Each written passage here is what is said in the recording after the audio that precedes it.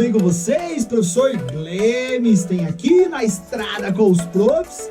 Eu vou fazer uma pergunta para você. Você já estudou as aulas sobre termologia? Já viu as videoaulas sobre calorimetria, dilatometria, transmissão de calor, influência da pressão e termodinâmica?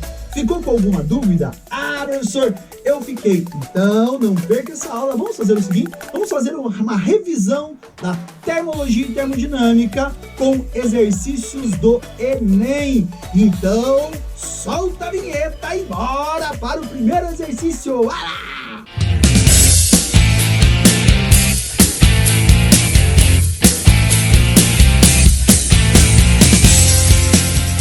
Exercício número 1 na tela. A panela de pressão permite que os alimentos sejam cozidos em água muito mais rapidamente do que em panelas convencionais.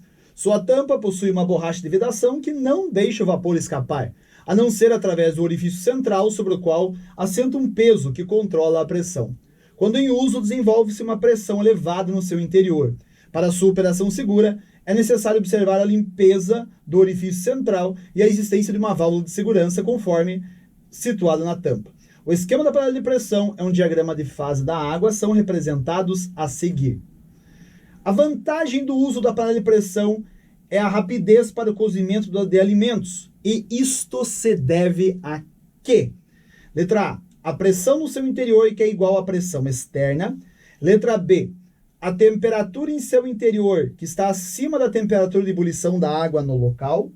Letra C, a quantidade de calor adicional que é transferido da panela. Letra D, a quantidade de vapor que está sendo liberado pela válvula. E letra E, a espessura da sua parede, que é maior do que a das panelas comuns.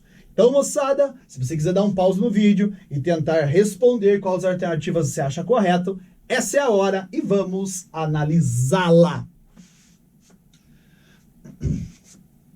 Olha só, moçada, então basicamente nesse exercício ele fala sobre o princípio de funcionamento da panela de pressão.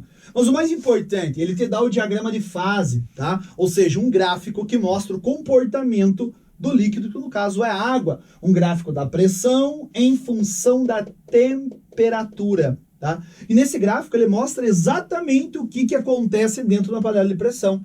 À medida que vai aumentando a temperatura dentro da panela, da água no caso que está lá dentro, consequentemente, a pressão vai aumentando também. A pressão vai aumentando também. Só que detalhe, à medida que a temperatura vai aumentando e a pressão vai aumentando, chega um momento que a temperatura começa a aumentar mais ainda. Isso quer dizer que isso faz com que o alimento seja cozido dentro da panela muito mais rápido. Por quê, professor? Porque nós sabemos que na pressão normal, a pressão de 1 atm, a temperatura de ebulição da água é de 100 graus Celsius, ou seja, a água chega em 100 graus Celsius e começa a mudar seu estado físico para o gasoso. E nesse processo, lembre-se, enquanto ela está mudando o estado físico, ela não muda a temperatura. Isso quer dizer que enquanto tem água dentro da panela, por mais que esteja em ebulição, a temperatura lá é 100 graus Celsius. Lembre-se, moçada, você coloca a água para ferver numa chaleira e deixa a água ferver. Quando a água começa a entrar em ebulição, alguém vai desligar, você fala, não, deixe ligado por mais tempo que eu quero o café bem quente. Adianta? Não adianta deixar por mais tempo. A água não vai aumentar os 100 graus Celsius numa chaleira. Por quê? Porque ela está mudando o seu estado físico. Se ela muda o seu estado físico, quer dizer que ela não muda a temperatura. Agora, quando você começa a aumentar a pressão sobre esta água, automaticamente ela vai se obrigar a aumentar a sua temperatura também. Isso quer dizer que dentro da panela de pressão, a temperatura, a água não entra a uma temperatura de 100 graus Celsius em ebulição. Dentro de uma panela de pressão, como aparece no gráfico ali, ó, eu vou colocar o gráfico aqui na frente para vocês. Como vocês estão vendo ali, ó, a pressão de 2 atm, como estão vendo no gráfico ali, por exemplo, a temperatura de ebulição da água é 120 graus Celsius. Ou seja, você olha no gráfico, veja, você tem a parte líquida e a parte de vapor. A temperatura que passa do líquido para o vapor está indicado no eixo horizontal, que é o eixo X, o eixo em graus Celsius. E você percebe que à medida que vai aumentando a pressão, a temperatura vai aumentando também. Então é por isso, tira o gráfico da tela, então é por isso que quando aumentar a pressão, vai aumentar a temperatura lá dentro e o alimento cozinha mais rápido. Isso está na letra B, que ele coloca por causa que a temperatura lá dentro é maior do que a temperatura de ebulição da água. Estamos entendidos? Ah, que exercício fácil e legal, né, moça? Então vamos fazer o seguinte, vamos pro próximo. Exercício número 2, vai na tela. Uma garrafa de vidro e uma lata de alumínio, cada uma contendo 330 ml de refrigerante, são mantidas em um refrigerador pelo mesmo longo período de tempo. Ao retirá-las do refrigerador com as mãos desprotegidas, tem-se a sensação de que a lata está mais fria que a garrafa. É correto afirmar que, letra A lata está realmente mais fria, pois a acidade calorífica da garrafa é maior que a da lata? A lata está, de fato, menos fria que a garrafa, pois o vidro possui condutividade menor do que o alumínio. A garrafa e a lata estão à mesma temperatura, pois a mesma condutividade térmica e a sensação deve-se à diferença dos calores específicos. Letra D. A garrafa e a lata estão à mesma temperatura e a sensação é devido ao fato de que a condutividade térmica do alumínio ser maior do que do vidro. E letra E. A garrafa e a lata estão à mesma temperatura e a sensação é devido ao fato de que a condutividade térmica do vidro ser maior do que o alumínio. Então, se você quiser, dá um pause no vídeo, leia com calma, tenta resolver. Essa é a hora. E olha só o que ele coloca para nós. Então você colocou 2 recipientes, um de lata, um de vidro. Quando ele tirou, ele sentiu que a lata estava mais fria. Por que que isso acontece, moçada? Na verdade, os dois estão na mesma temperatura. Ah, professor, eu achei que a lata realmente ia estar mais fria. Não, não, isso é a sensação. Os dois recipientes estavam dentro do freezer e os dois estão submetidos à mesma baixa temperatura. Ou seja, quer dizer que se os dois estão no mesmo ambiente, eles estão na mesma temperatura. E por que que a gente tem essa sensação que a lata está mais fria? Porque a condutividade térmica da lata é maior que a condutividade térmica da garrafa, ou condutibilidade, tá? Tanto faz. Ou seja, a lata, o metal, ele conduz melhor o calor do que a garrafa. É por isso que você vai em algum lugar, por exemplo, encosta a mão na parede, você sente uma certa temperatura. Se você pegar na maçaneta da porta que é de metal, parece que a maçaneta está mais fria. Mas ela não está mais fria, é que ela tem uma condutividade maior da energia térmica, ou seja, ela consegue retirar a energia térmica mais rápido da sua mão. Por isso você tem a sensação que está mais frio, como estava na letra D. D de Deus. Então, moçada, não esqueça a respeito da transmissão de calor por condução. Isso é bem importante. Exercíciozinho do Enem, bem tranquilo, bem de boa, só prestar atenção e se ligar aqui no canal Na Estrada com os Profs. Bora pro próximo exercício. A gasolina é vendida por litro, mas em uma situação como combustível, a massa é o que importa. Um aumento de temperatura do ambiente leva ao aumento no volume da gasolina. Para diminuir os efeitos práticos dessa variação, os tanques dos postos de gasolina são subterrâneos. Se os tanques não fossem subterrâneos, 1. Você levaria vantagem ao abastecer o carro na hora mais quente do dia, pois estaria comprando mais massa por litro de combustível. 2. Abastecendo com a temperatura mais baixa, você estaria comprando mais massa de combustível para cada litro. Se a gasolina fosse vendida por quilograma em vez de por litro, o problema comercial decorrente da dilatação da gasolina estaria resolvido. Ele quer saber quais estão as corretas. Hora de dar um pause no seu vídeo, tentar resolvê-lo. Feito isso, volta para mim. Olha só, moçada, o que ele falou para nós. Primeiro, ele deu a respeito da gasolina. A gente sabe que é um líquido, o líquido dilata relativamente bastante, tá? Então, prestar atenção. Ele coloca situações para vocês. O que eu quero que, antes de mais nada, eu quero que você entenda que a dilatação de um material, de um corpo, de qualquer coisa, de um líquido, ela trata-se em um aumento dos espaços entre as moléculas, não no aumento de moléculas. Então, se eu pegar qualquer material aqui que eu tenho na minha sala, pegar minha régua de madeira, apesar de dilatar muito pouco, mas dilata, e dilatar essa régua, eu vou aumentar o seu tamanho. Eu não vou aumentar a sua massa. Tá? Dilatação é dilatação nas dimensões no material. Massa é propriedade intrínseca da matéria. Se eu esfriar, se eu esquentar, a massa não muda, porque eu estou na dilatação, eu estou mudando a distância entre as moléculas, não o número de moléculas. Consequentemente, quando você vai no posto, por exemplo, comprar combustível, imagine que você leva uma garrafa de 1 litro, tá? Certinho 1 litro. 1 litro, eu quero que você entenda que é um tamanho. Muitas vezes a gente confunde tamanho, principalmente quando é relacionado a volume, com quantidade, tá? 1 litro é um tamanho. Quanto de coisa vai ter ali dentro, depende do que você vai colocar ali dentro. Você fala, 1 litro, professor, 1 litro é mais ou menos bastante água, né? 1 litro de água, tu não tem a noção que é 1 litro de água. Agora, se eu falar para você, 1 litro de ar, quanto é 1 litro de ar? Você tem que me responder, professor, depende. Porque se eu comprimir, o ar ele é compressível, se eu comprimir muito esse ar, cabe muito ar dentro de 1 litro, muito ar. Mas se eu colocar o ar sem comprimir ali dentro, vai caber pouco ar. Então eu quero que você entenda que quando eu falo para vocês 1 litro é um tamanho. Então você vai pensar numa garrafa de 1 litro, tá?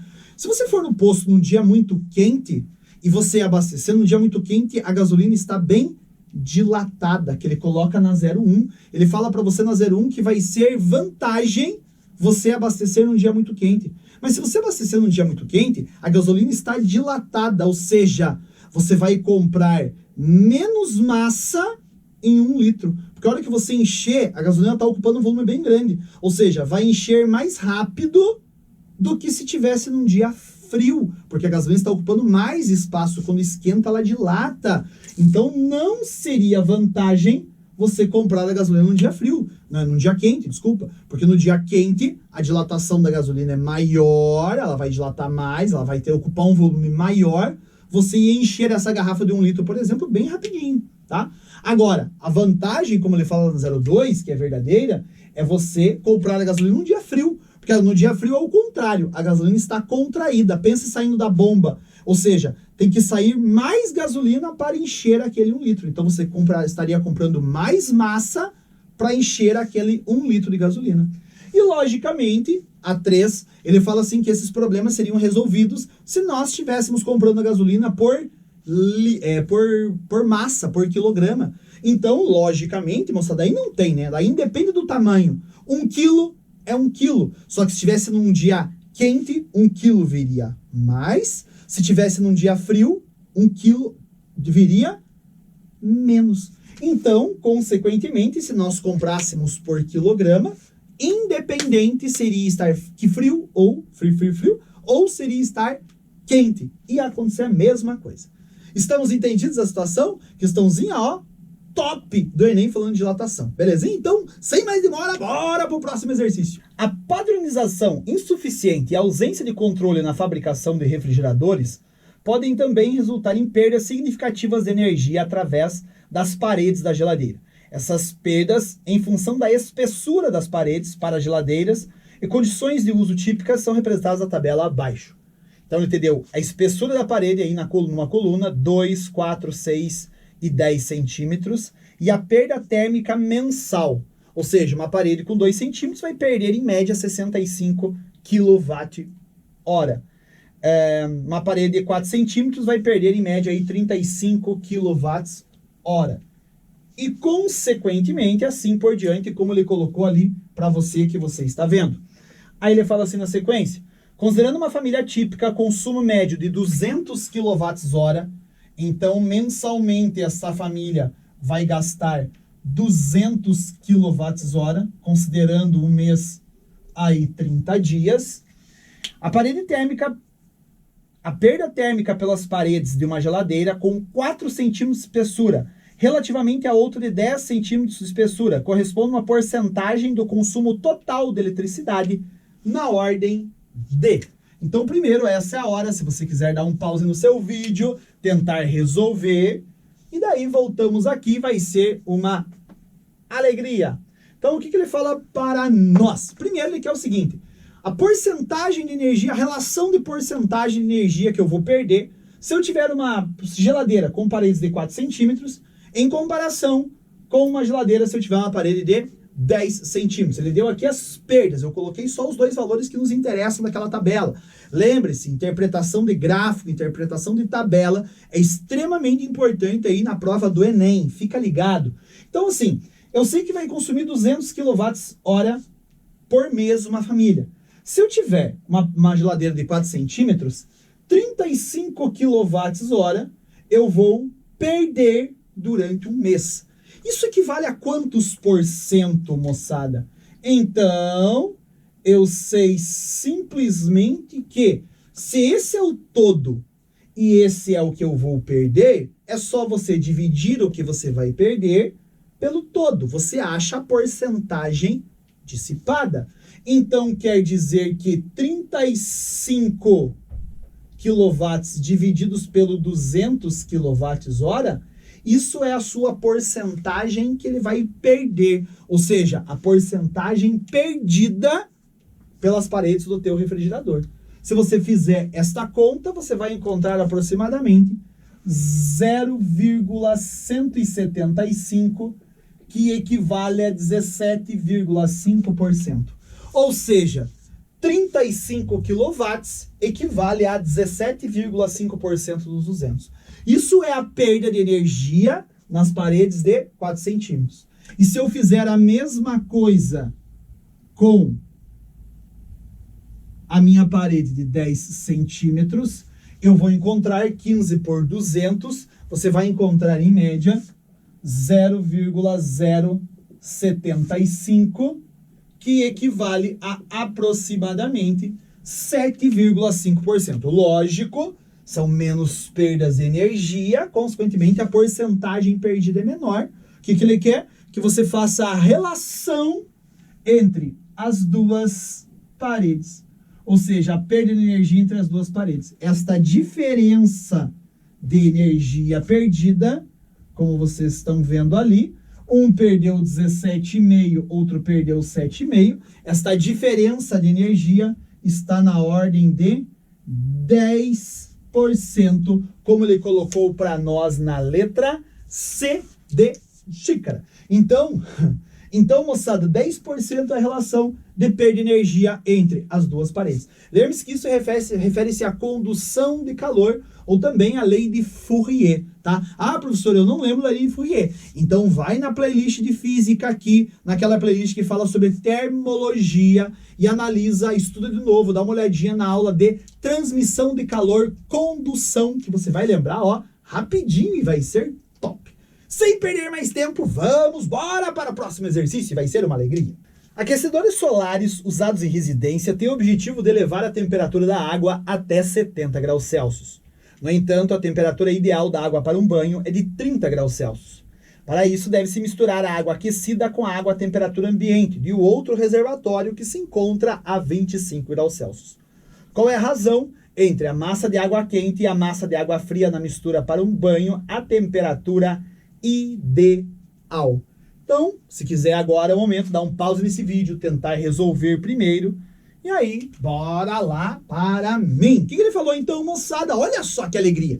Nós temos... Eu quero uma água para tomar um banho ideal, que ele falou que é 30 graus Celsius. 30 graus Celsius, meninas? Ah, duvido. Estamos a água 47, 50 graus, naquela água que vem pelando, que fica vermelho os ombros aqui. Eu sei que vocês gostam. Da hora que você abrir a porta do banheiro, ninguém te enxergar. Você abre a porta, você tá aquela névoa, aquela alegria. Eu sei que vocês gostam disso. Mas aqui ele tá pedindo pra você tomar um banho a 30 graus Celsius. Mas o aquecedor manda água a 70. Se você pudesse, ia querer essa água aqui, ó.